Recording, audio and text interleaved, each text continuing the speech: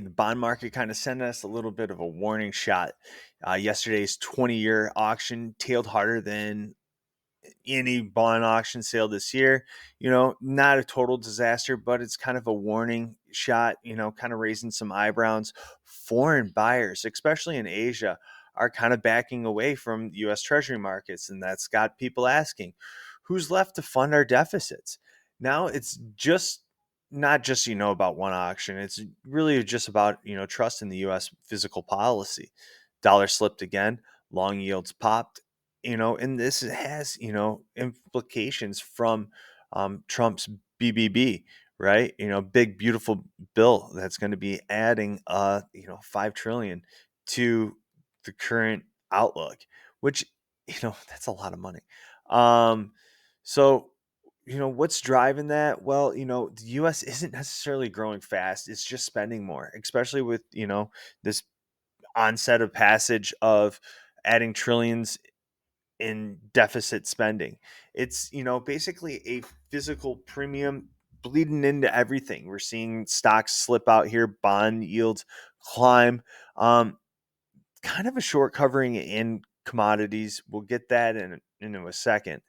But here's the big worry. If foreign demand doesn't show up, basically, the Fed's going to have to get out their toolbox again.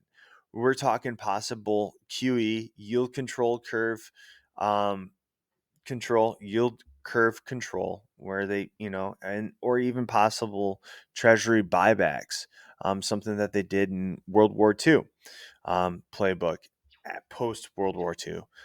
Shifting gears into the grain markets, corn basis is still rising, even futures slipping up here a little bit this morning.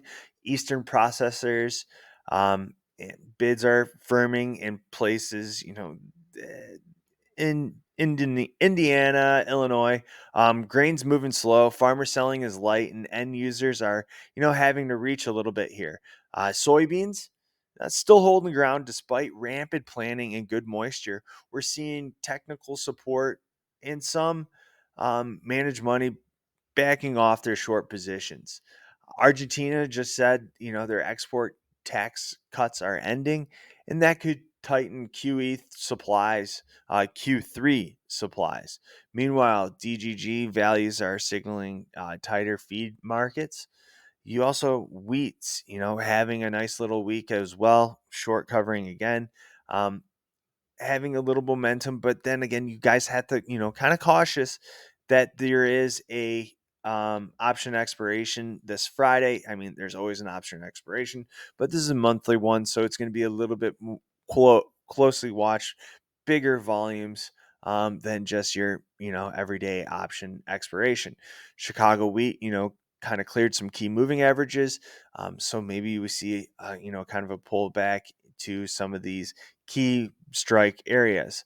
Um, Weather-wise, we have rains through the 25th are helping recharge some soil moisture across the Midwest, but the trend flips dry again, by the 27th, which could allow planting to pick back up. The 6 to 14-day outlook, cooler earlier and then warmer in the west. You're seeing wetter east, drier west. And finally, ethanol production's up, over 1 million barrels a day now. Rims firm. The bean oil, heating oil spread widening.